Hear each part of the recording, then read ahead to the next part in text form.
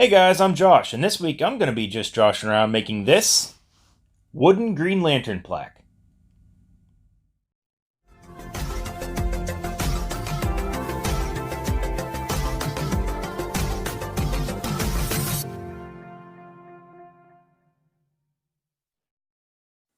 I may have said this on here before, but this whole YouTube thing is at least good for one thing. It's saving me a lot of money on gifts. For my friend's birthday this year, I knew I was going to make him something, but I didn't quite know what. But recently, he's been talking a lot about the Green Lantern comics series, and he's even let me borrow quite a few of those. And I'll tell you what, they're really good. But yeah, like I said, he's been really into Green Lantern lately, so I figured I'll make him a Green Lantern plaque/light. At some point, he actually wants to come onto the channel, so he and I can build an actual functioning Green Lantern lantern. But this is going to do the trick for now. So for this plaque, I had a general idea of how I wanted to make it. I wanted the entire thing to look like the Green Lantern symbol that I have on my t-shirt, so I used that as a basis to start with. For the main body of the plaque, as you already saw, I used a piece of basswood, which I cut down to a rough shape, glued the pieces together, and then let them dry. And while they were drying, I went ahead and glued on this template onto a scrap piece of 1x6. I then used my scroll saw to very carefully cut out the entire Green Lantern symbol. And hey, just look at that face. That's the face of concentration. Hideous. After drilling a hole for the blade to slip through, I went ahead and cut out the middle circular portion of the symbol. I then used the belt sander with some lower grit sandpaper to sand off both the template and to sand it kind of roughly nice and smooth, if that makes sense. And then went with the palm sander and sanded it even more, before switching to just a sheet of sandpaper and sanding it even more. This thing was pretty buttery smooth when I was done with it. You know, from the right perspective, this Green Lantern symbol somewhat resembles the IOI logo from Ready Player One.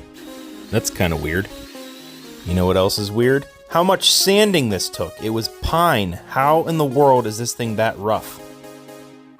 Alright, for my next trick, I am going to stain this symbol green. That's right, I am staining it green, not painting it green. Although, full disclosure, this stuff does look more like paint when you apply it. However, it is actually a stain and not a paint. Does any of this information matter at all? No, it really doesn't, but I'm gonna tell you anyway. I wasn't having the greatest of luck with this stuff at first, but after about 3 coats and sanding it back down to bare wood as you're seeing here, it looked pretty good by the time I was done. Now for the main body of the plaque, since the glue is completely dried and cured, I'm sanding it down to a nice smooth circle, as opposed to a mean, rough circle, I guess. Using, once again, my famous belt sander. Why is it famous, you may ask? It's not, really. I'm just saying that. Kind of feeling like a DJ here of some, like, alternative music media. You know, like, I'm scratching a really thick record. Anyone following me at all? I'm sorry, I'm rambling here. I'm kind of just killing time because there's a lot of flippin' sanding in this video, okay? However, the sanding is almost done. Just look, it's nice and smooth. No need to do any more sanding at all. I mean, oh, come on! This is just getting ridiculous now. I'm once again using the palm sander and then switching to the sandpaper and blah, blah, blah. You know the story by now. Okay, so for this next part, what I did is I put that symbol back on the plaque and tried to center it the best I could, and then I outlined that, and then I came out from that about 1/4 of an inch to make it a fatter symbol. This was a little bit tricky, so I tried to get it as close as possible. And look at that! Someone forgot to hit the record button for the first half of the routing portion. Just who was it that forgot to hit that record button? I'll give you a hint. His name rhymes with idiot. But anyway, as you can see, I'm routing out all of that portion that I had outlined earlier. For the design, I went back and forth between 2 ideas. The one idea was to have the main symbol to be recessed or flush with the main body of the plaque. The other idea was to route it out to a more shallow depth. allowing the symbol to be raised from the surface of the main body of the plaque. Do you think you might know which design I ultimately decided on? Was it idea 1 with the flushed recess mount? Or was it the other one? Yeah, I went with the second option. There was no particular reason, I just thought it would look cooler that way. Overall, the router did a pretty good job removing all the material that I needed to. But there was quite a bit of cleanup that was needed all around the edges. Side note, the green side you're seeing there is actually the back side of the symbol. This is the front side. After more closely inspecting all of the edges, I decided to do an even better job of cleaning them up using my wood chisels. This central circle was just a little bit oblong and sloppy, so spending a bit of extra time using the wood chisels to clean it up made a humongous difference. And luckily, since I used basswood for that main body, it was pretty easy to do with the chisels. As you may have seen in previous videos, the Superman plaque, basswood is extremely easy to work with. The wood grain is very dense and neat and uniform, and the wood is soft, so it's easy to carve or route. Plus, it smells really good. Even just sanding it, it smells nice. What? I'm not weird. Anywho, yeah, I'm carving up all the edges using the chisels, and I'm making sure that all of the corners are nice and square. Okay, this is taking too long. Let me see if I can speed this up a bit. There, that's better. After I got all the edges carved, I went over it again with sandpaper, just to smooth everything out even more. Now that is looking pretty good. But let's see what it looks like with the symbol in place. It's looking pretty sweet. Now for the next trick, I'm gonna make it light up using this battery-powered LED light pack that I bought off of eBay for $1. The battery pack itself I wanted to be hidden in the back of the plaque. So I drew a rough outline of the battery pack, then used the router to accomplish that.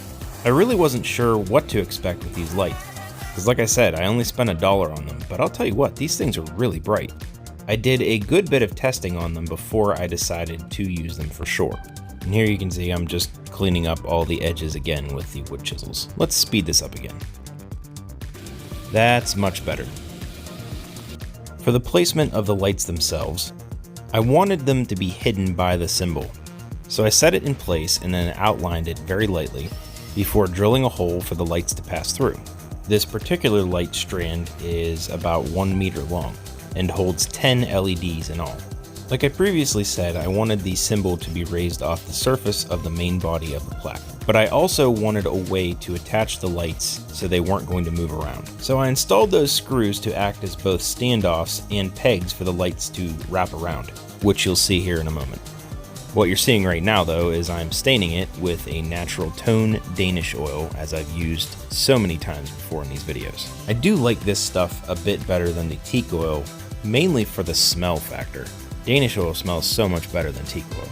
Now for these lights, I'm wrapping them around each screw head in a particular pattern. I wanted each LED to put out as much light as possible behind the symbol. So what I decided on was to put 3 LEDs on each of the top and bottom straight portions, and then 2 on the curved on either side. I mounted the main symbol by first drilling the screws through the face of the plaque, just to get the correct placement. I then installed the screws through the back of the plaque, pushed the symbol into place to mark the holes, and then installed the screws. And that's it. The plaque was complete. I have to admit that I am extremely pleased with how this turned out. The end result is pretty much exactly what I had originally planned. And honestly, for me, that's a bit rare. I usually run into issues that make me have to change up my plans or my designs. But this one worked out pretty well. And I am extremely happy with how the lights turned out too. You really can't beat that for $1. But let's see how my friend likes it when I give it to him for his birthday. Well, that's basically it for this week's project. As always, I hope you guys enjoyed watching this video, because I really enjoyed making this plaque. It turned out actually exactly how I wanted it to, and I'm pretty happy about that, and I'm pretty sure that my friend's gonna love it. If you did enjoy this video, please be sure to like and subscribe below, and share it with your friends. If you don't have any friends, share it with your family. If you don't have any family, then just share it with a stranger. And check out some other stuff that's gonna pop up right next to my head. And just an extra FYI, I'm getting dangerously close to getting 100 subscribers. If that happens this week, maybe I'll put out another video just to celebrate that fact. But thanks to all of you who have subscribed and shared these videos with other people. I appreciate it, I really do. I'll see you next time.